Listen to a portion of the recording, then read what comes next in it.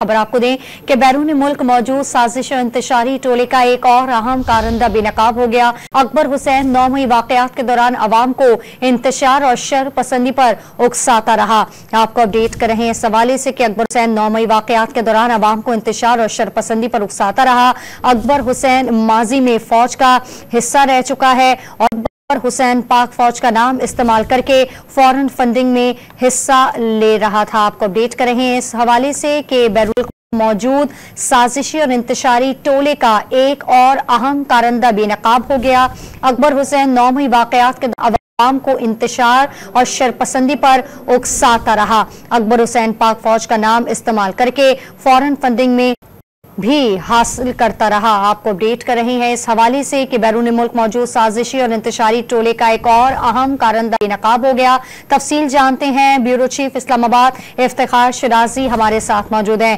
इफ्तिखार शिराजी साहब, बताइएगा अकबर हुसैन के बारे में मजीद क्या तफसीलात सामने आ रही हैं? जी, बैरून मुल्क कुछ जो अनासिर पाकिस्तान के खिलाफ एक मजमूम और मनफी प्रोपेगेंडा कर रहे हैं और झूठ फैलाने में मुलव्वस हैं, ये किरदार भी बताया गया है सबसे बड़ा एक अहम किरदार है और यहाँ पे पाकिस्तान की जड़ों को खोखला करने के लिए पाकिस्तान के अवाम को मुल्की इदारों के खिलाफ नुकसान है और मुल्क को नाकाबिले इखलाकी नुकसान पहुँचाने के हवाले से अपना किरदार अदा कर रहे हैं। बताया गया कि किरदार खुदसाख्ता और मनगढ़ंत झूठ फैलाकर पाकिस्तान के सिक्योरिटी निजाम इदारों के पर उंगलियां उठाने और फिर अवाम को इस हवाले से एक तरह से इत्तलाह फराहम करके उनमें जो इदारों से मुताल्लिक़ मुखालिफ जज्बात उनको बाहरने में अपना किरदार अदा कर रहे हैं।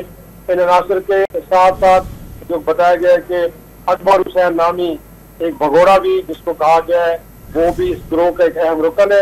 अकबर हुसैन ने 9 मई के वाक़यात के दौरान अवाम को इंतशार और शरपसंदी पर उकसाते हुए मुल्क दुश्मनी का अमली मुजाहरा किया। इसके भी शवाहिद मौजूद है। बताया गया है कि अकबर हुसैन बैरून मुल्क बैठकर मुसलसल फौज के खिलाफ झूठा और मनफी प्रोपेगेंडा करता हुआ नजर आता है। हालांकि माजी में वो खुद भी इस इदारे का एक तरह से हिस्सा रह चुका है मुसल्लह अफवाज का। लेकिन बताया गया है कि रिटायरमेंट के बाद मुल्क दुश्मन नासिर की मां पर अकबर हुसैन अपने ही मुल्क के खिलाफ खड़ा हो चुका है और बताया गया है कि अकबर हुसैन पाक फौज का नाम इस्तेमाल करते हुए फौरन भी हासिल करता रहा है।